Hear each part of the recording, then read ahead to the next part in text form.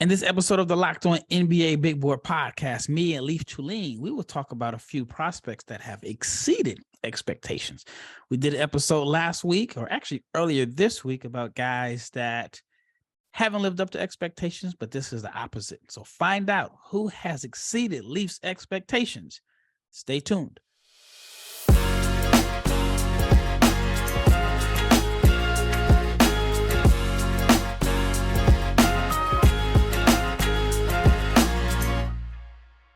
Big shout out to each and every person that has made the Locked On NBA Big Board podcast your first listen of the day. This episode is brought to you by Prize Picks. First-time users can receive a 100% instant deposit match up to $100 with the promo code Locked On. That is prizepicks.com, promo code Locked On. I'm your host, Rafael Barlowe, the director of scouting for NBA Big Board and the founder of NBA Draft Junkies. And you know Leif Thulin, the guy that watches more college basketball than anyone in the world. In every episode, Leif basically shows off why he is the most knowledgeable college basketball fan on the planet. Leif, how is everything going in Utah? Big day out there because they announced the reserves for All-Star Weekend. Are you going to be doing any All-Star activities? I've yet to hear if I'm entirely on the roster. I plan on getting in using my credential and seeing if I can help with the broadcast and do some stats for it, because I think that'd be a really fun experience. So I'm hoping to. And all is well over here, playing some hoops. Just got back from some ball in this week's men's league. I was an assist shy of a triple double, so I was really hoping someone would hit a late three on one of these like outlet passes, but I'm doing well. Messed around and had a triple double. Today was a good day. Just about. One assist shy. I need to find some time to hoop, man. I just don't have time. I was playing with Richard Stayman, Mr. Mavs Draft. I was playing with him a few months back, and ever since the baby got a little bit older, I just haven't had time to. I need to get back into it, but I'm at the age now where guys are tearing their ACLs and tearing their Achilles and getting hurt. And I know me, I won't stretch. Like I just want to get out there and just start hooping. And I know I need to like stretch and get loose and all of that. So I've made it this far with no injuries. So I don't know. Might be time to hang them up. But I'll play some half court here and there. All right, but let's get right into it. So earlier this week, we did an episode about players that have been underwhelming or underachieving, and guys that it's still enough time in the season for them to turn it around and improve their draft stock, or even get it back to where I thought it was coming into the season. And this episode is going to be the total opposite. We're going to talk about guys that have exceeded expectations and have basically put themselves in a really good position this year. And if you had a list of 5 players or 6 or 7, who is the number one guy for you this year that has exceeded your expectations? I would say Brice Sensabaugh for Ohio State. I knew of him coming into the draft. I'd seen him play a little, but I just didn't know if I could trust his scoring to translate to playing against superior athletes relative to what he was used to playing against. And he's really had no difficulty doing so. I think there's things he still needs to improve. We've spoken before on here about that. If he loses 10 pounds, maybe 15 pounds, he can be a bit more explosive and combine explosiveness with his guile and ability to explode in the short term. And combine it with more ability to do that in the long term of the games. I think he wears down late in games at times, but I think the reason I'm so high on him, is that I have to nitpick to find the weaknesses in the attributes that I thought could be good. And I thought, he was a borderline first round pick, and now I feel like he's borderline lottery. Yeah, he's having a great year. I looked it up, and I'm not a per 40 guy, per 36 guy at all. Just don't believe in it. Just personal preference. But I saw his per 40 is like 29 points per game.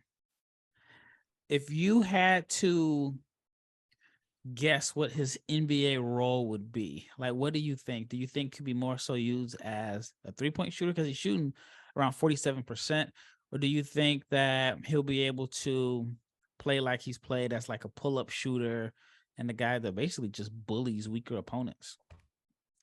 I hope he's able to be the 3-point shooter, because a guy that we discussed last year was the bully opponents get to his mid-range spots, and that's Johnny Davis.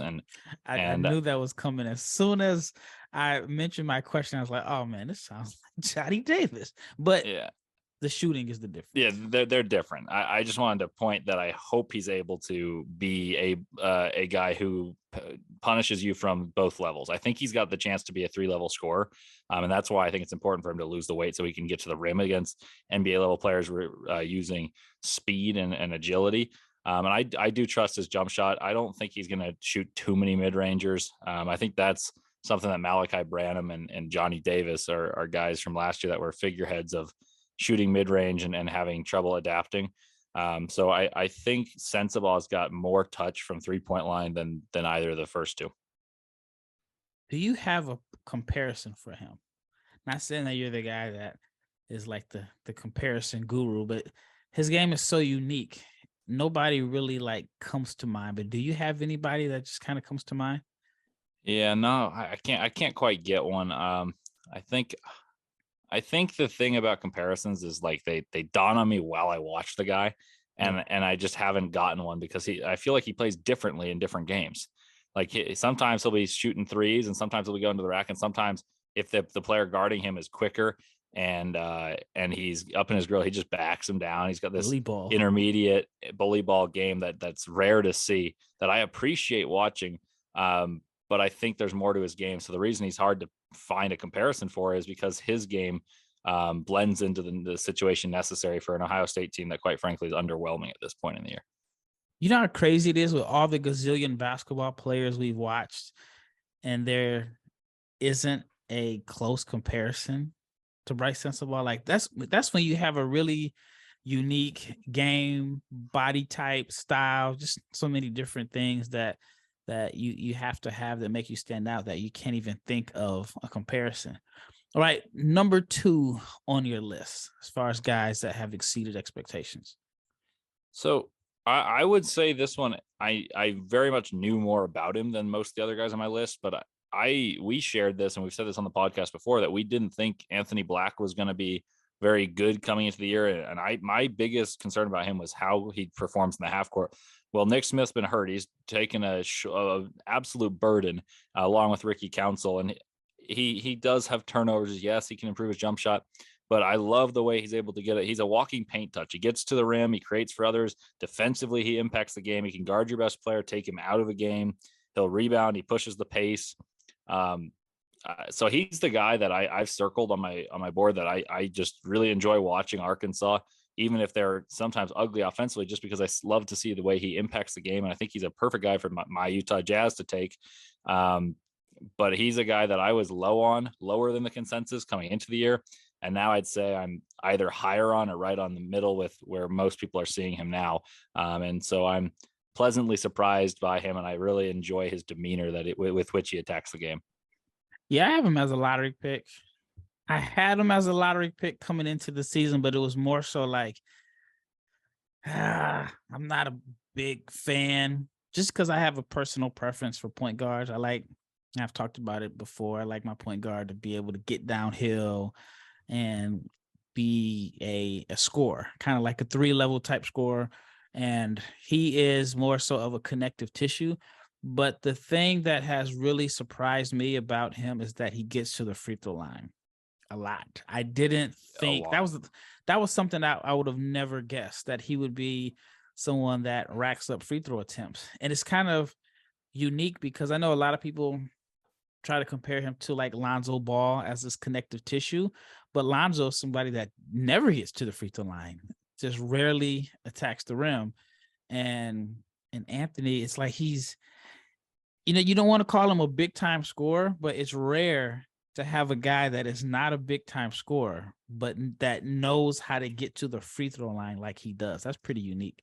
Yeah, I hadn't heard the Lonzo, and I actually like that. I think they go about their scoring differently, like you mentioned. He's more of a I'm going to get by, jump stop in the paint, kick out. Lonzo's more of a pick and roll facilitator, and they can both score decently well off of it, and either have beautiful jump shots coming out of school, or Anthony Blackson once he comes out of school isn't going to be beautiful, but I think it can be improved. So I like that comparison, and I think yes, well, he can be considered a connective tissue because you're not going to put the ball in his hands and say, you know what, you're my number one option for an NBA team. I think he's a connective tissue that is not just like a glue guy that you're like, we like his attitude and effort. I think he's a guy who can take an advanced role. Like the last connective tissue that I think has taken this would be like Franz Wagner. People always said, oh, I don't know what Franz is going to be, myself included. I wasn't sure what he would be. And he was regarded often as a connective tissue. I think he's a guy who can take an accelerated role, even though his main attributes are that of someone who typically is a connective tissue and a guy who, just contributes on both ends, but not excelling on either end. Yeah, I'm not a big Lonzo Ball fan. But Lonzo was good in college. Didn't really get to the rack, but did catch like a lot of alley-oops. Was a guy that kind of racked up points on the baseline lob play. Didn't really see that a lot in the NBA. But again, it's just a preference. I never like really believed in Lonzo as a pick and roll ball handler because he's not a threat to get downhill. And it's kind of like, well, if he has a ball screen, then he's just gonna kick it out. He's, like I said, he's not a threat, and he really doesn't want to score. And he shot a lot of threes, but I think Anthony Black could be better. And Lonzo was what, the second pick? So Second pick. That was, remember they were talking about hanging his jersey up in the rafters before he played a game. All right, when we return, we'll talk about a few other players that have exceeded Leafs expectations, but let's talk about FanDuel. FanDuel is our new sponsor, and we're just excited about our new sports betting partner because FanDuel is the number one sports book in America. And if you are new to FanDuel, that's even better because they have so many features that make betting on sports fun and easy. So download FanDuel now so you can bet on Super Bowl 57 with a no sweat first bet.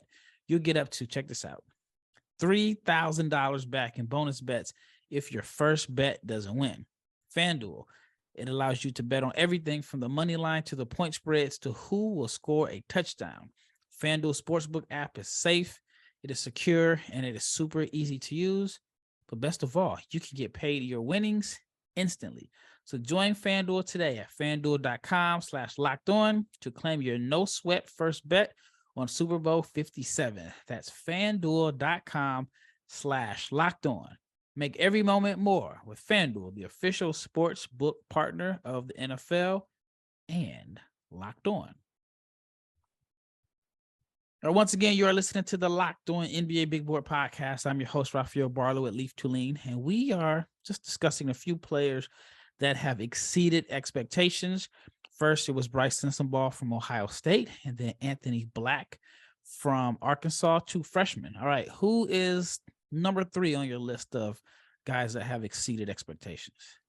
Yeah, I'll stick with another freshman here. And this is someone I knew of because I like to know rosters coming into college ball, but I hadn't seen him coming into the year. And that's Noah Clowney. Noah Clowney has been, speaking of connective tissue, I think he's a very connecting piece for an Alabama team that's got Final Four aspirations, national championship level aspirations. Brandon Miller gets the headlines, and rightfully so.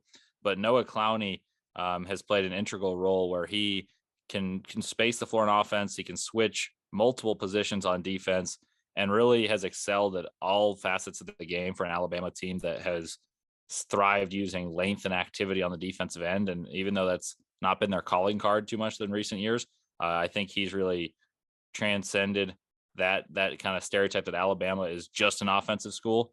And their defense, I would argue, is what makes them as good as they are this year, despite having multiple scorers. Do you think he's a 4 or a 5? I would say that his role will probably be more of a 5, but I think he can play a 4. Like, I think he plays a role similar to that of like Jared Vanderbilt. I'm not comparing those two directly, but I think he's someone that you don't see him as a huge offensive threat, despite him being, I think, he will be a better shooter than Jared Vanderbilt. But I think defensively he plays the 4, and I think offensively he may play the 5 role for a team. All right, if he's a 5, is he the second 5 that would go off the board in this draft behind Wembanyama? I would take him. I would take him. Yeah, I would take him over Kel'el Ware and Lively right now. I'm not sure that's what will end up happening, because a lot of people really do believe that the high school tape is very important, and sometimes I do, but I also don't think there's going to be a shortage of those type of players. Like once you get into the end of the first round, I think there's a lot of guys that fit that high potential big role.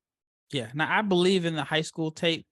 I use it as a point of reference, but I more so go by what I see in college. And I had mentioned it today. And maybe Day'Ron Holmes. Sorry, I just thought of one more. I think Holmes could have an argument for going ahead of Clowney. Yeah. I guess I saw him as like, I mean, if there was a position called a 4.5, that would be Holmes. I personally see Clowney as more of a 5 than Holmes, but yeah, you're right. You're right there. All right, who is another player that has exceeded your expectations? Yeah, I'll go to an upperclassman here. We typically on this draft, we talk about freshmen. This guy, I think, is going to get second place in National Player of the Year votes. We've spoken about him for a while and saying, hey, if he can develop this, he can become a draft prospect. That's Jalen Wilson. Jalen Wilson of the Kansas Jayhawks is a guy that I think will find his name in the late first round despite his age, just because he's such a force on both sides of the ball. We've known before this year even began that if he'd enter the draft, he'd be a good defender. He'd be a good rebounder with versatility on and ability to switch. But could he shoot? And at that point, the answer to the question was no. Right now, he's shooting 35%, but I watched the threes he's taken. They look very good. His catch and shoots are deep on the floor. I think the range will translate. And his ability to get downhill and rip off the catch, I really think will translate to the modern NBA, where they play a lot of advantage basketball, catch and go, catch and rip. He's a guy that I started this year just kind of tossing a board together, and he was, around 40, just because I didn't believe that he'd improve that much. I thought he'd get better and be the focal point for a team where he was kind of the tertiary option. But like he looks awesome. Like every time I watch Kansas, I'm like, man, how good is this guy in a college basketball setting? And then I think to myself, what's the difference between he and Agbaji like a year ago? Agbaji's a better shooter, but Wilson's bigger. He's a comparable athlete. And Ochai Agbaji for the Jazz is really developing before our eyes. And so I do believe that he's a guy that is going to continue to creep up boards. And there's going to be some people that are scared off by age, but I'm not one of those people. Yeah, I think not necessarily we, like me and you, but I use myself. I've been overthinking it. I have him right outside the first round, and he just keeps producing. He keeps producing. And now I have to check myself and wonder, like, am I not putting him in the first round because he's a junior and he's not a freshman? Or is he? I know he missed the year. I think he's playing for his third year, but he's been in college for 4 years. Yeah. But yeah, just wonder, like, am I just overlooking it because it's not the sexiest freshman? We just love freshmen, right? To the point where I just think that, even unproductive freshmen could possibly be drafted ahead of him, right? And I totally disagree with that. But yeah, he's been really good. I expected him to make a jump, but not like what he's doing. I thought 17, 8, 3 assists. I was hoping he could get to around 34% from 3. And if I'm not mistaken, he started off the season really bad. So he's been really... Yeah, he shot poorly from the perimeter early on. And I think if you've watched him in Big 12 play, where the 6 of the top 15 teams in the nation are in the Big 12, he's excelled. He scored 38 on Kansas State in Manhattan. He's put on masterful performances against good defenses. And let me just riddle one question. Like, what about a guy like Julian Phillips, who was heralded very highly, and he's been solid on one of the better teams in the country in Tennessee? to me, I think Jalen Wilson's the better draft prospect just because I've seen with my eyes what he can do and his athletic traits, whereas Phillips is more of a mystery to me, despite being youthful and showing flashes on a team that's just as good as Kansas in terms of Ken Palm. Those teams are, neck and neck. I have a better one. Dylan Mitchell. There are some people that have Dylan Mitchell ahead of Jalen Wilson. And Dylan Mitchell is nowhere near as productive. Definitely younger. I mean, you can't deny that. A lot of people. He can't dribble with his right hand, though, at this point. Like, he's so left-hand dominant. But so I get your point. I'm all the way on board. That's why I said Phillips, though, is because I think he's shown flashes of productivity, so people are enamored by it. Yeah. And we'll find out who else has made your list of players that have exceeded expectations. But if you are interested in daily fantasy, then you have to check out Prize Picks, because Prize Picks is daily fantasy made easy. And with Prize Picks, all you have to do is pick 2 to 6 players, and you will decide if they will score more or less than their Prize Picks projection. And you can win up to 25 times your money on any entry. There's no competing against other people. It is just you versus the projections available. And Prize Picks offers projections on any sport that you watch: NBA, NFL, Major League Baseball, NHL, college basketball for men and women, soccer, even EuroLeague, even cricket. And entries can be made in 60 seconds or less. It's that easy. It is safe and fast withdrawals. And it is currently operational in 30 states and Canada. So download the Prize Picks app or go to prizepicks.com and sign up to play daily fantasy sports. If you are a first-time user, you can receive a 100% instant deposit match up to $100 with the promo code Locked On. If you deposit $100, Prize Picks will give you $100. If you deposit $50, Prize Picks will give you $50. So do not forget to enter the promo code Locked On at sign up for instant deposit match up to $100. All right, last segment. We've covered 3 freshmen and 1 junior. Who is next on your list of players that have exceeded expectations?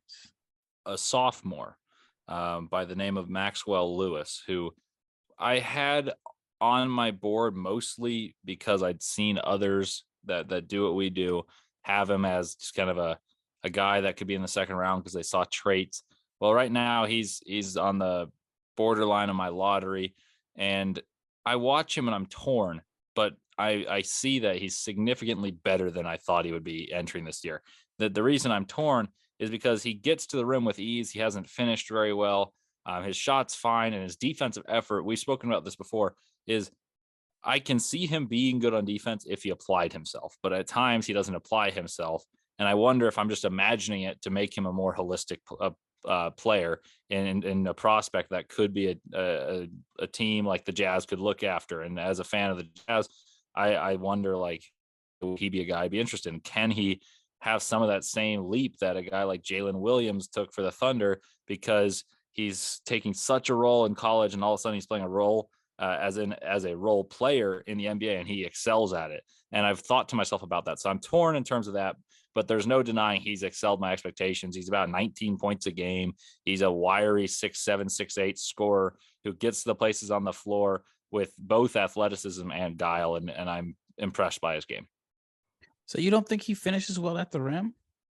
I would say that it's not necessarily he doesn't have the capacity to. I feel like he goes up softer than I would like him to. He gets through the spots so well that I want him to go up with that same vigor. Whereas a guy like Blake Wesley, he gets there at lightning speed, so he just needs to take a second to slow down.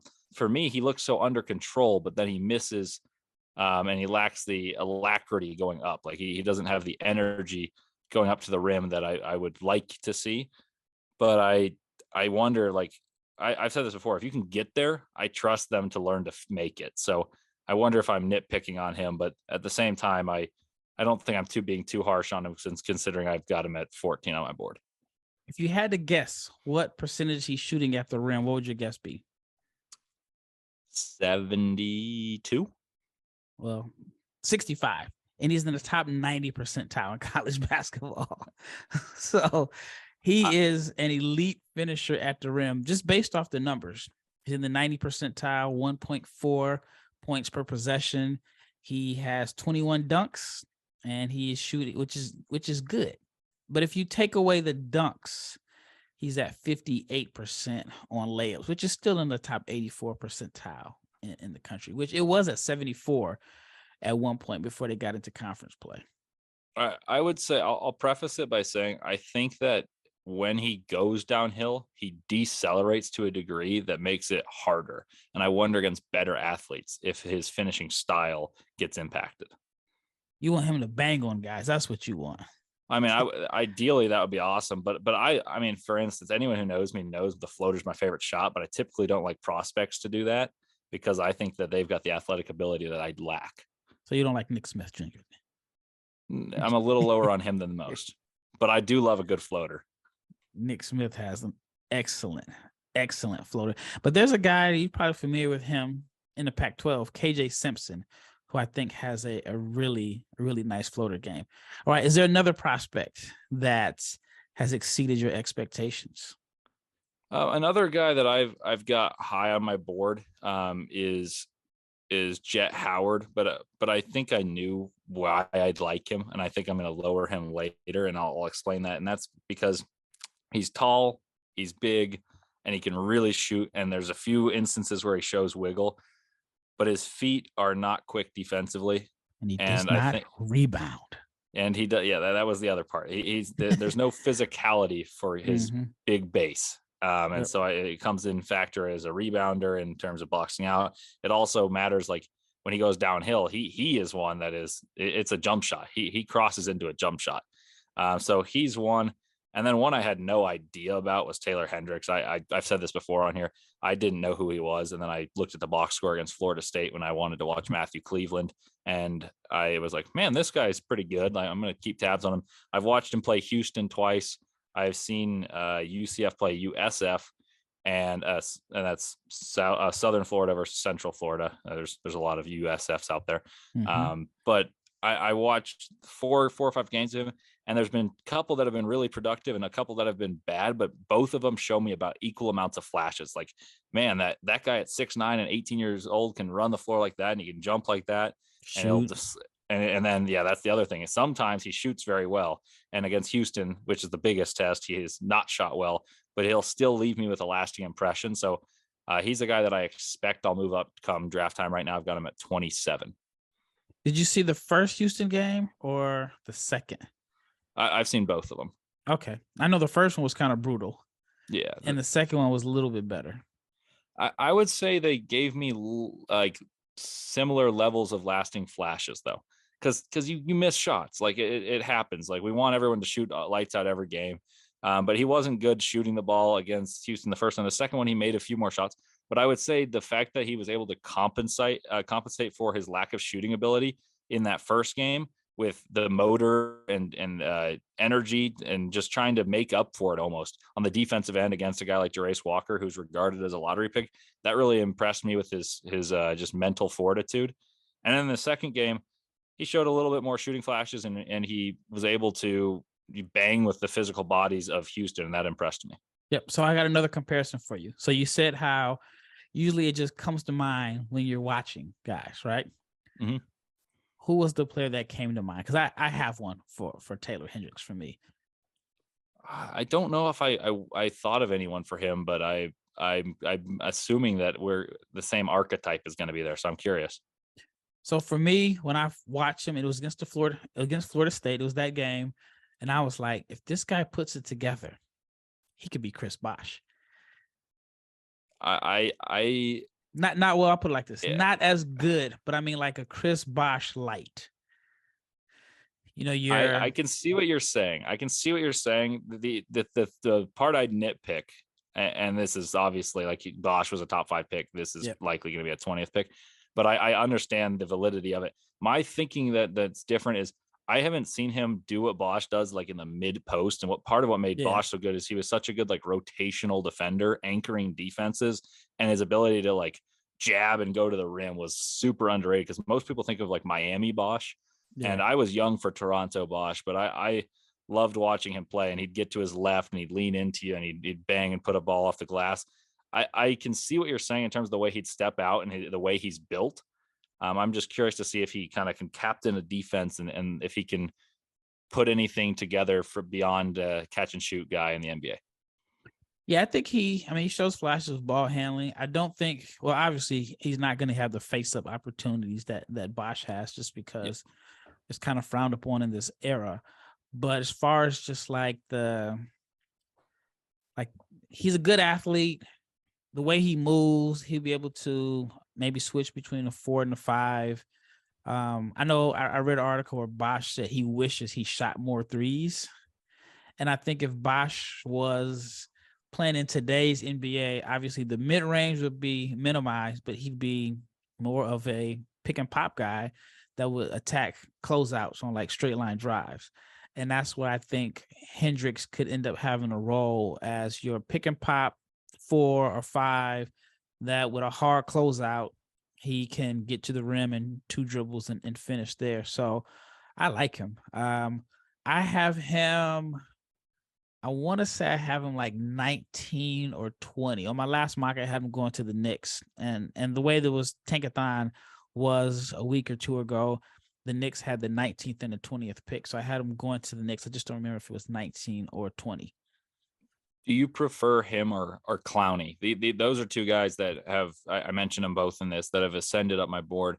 And the reason I lean towards Clowney is just because I've seen more of him, if that makes sense, because I like to make a really holistic overview. When I move a player up, it's typically I'll watch their film and really assess, like, can they do this every game or close to it? And Clowney every game brings it defensively, and he really impresses me in that regard. And then he's shown enough shooting, whereas Hendricks has shown better shooting than Clowney, but his defense has flashes rather than consistent defensive prowess. Yeah. I also look at Hendricks as a guy that and I've heard he had like some really good offers from bigger schools. And this is just a rumor, I can't confirm it, but I heard one of the reasons he went to Central Florida is because he has a twin brother. Yep. And it was kind of like a package deal. And not every school was willing to take them in a package deal. And then I also heard that he was just really loyal because they were on him early, as opposed to a bigger school that was late to the party. But I wonder if Hendricks went to Kansas or if he went to Kentucky, would he be a lottery pick in our eyes if he had the hype and the fanfare and the buzz coming into the season? Because, I mean, we talked about it earlier in the show. Sometimes that high school hype and buzz can carry you into the first round, even if you're not playing. But for some guys that are at like mid-majors that didn't have the hype and the buzz, you're kind of skeptical, right? Maxwell Lewis is an example. I think if Maxwell Lewis was at a Power 5 school, the numbers may go down a little bit. Let's say he is the same player, but he's averaging 15 instead of 19. I think Maxwell Lewis would be a lock to be in the lottery. So just it's all interesting in how it all works out. Well, that wraps up this episode. Once again, this was, as usual, a great episode because, man, when me and Leif get together, it's always fun and insightful, mostly with him providing the insight. So thank you for making the Locked On NBA Big Board podcast your first listen of the day. Now, for your second listen, you have to check out the Game to Game NBA podcast. Every moment, every top performance, every result. Locked On Game to Game covers every game from across the NBA with local analysis that only Locked On can deliver. So follow Game to Game on the Locked On NBA channel, available on the Odyssey app, YouTube, or wherever you get your podcast. Once again, this is Rafael Barlowe with Leif Thulin, and we just broke down some players that have exceeded Leif's expectations, and we are out.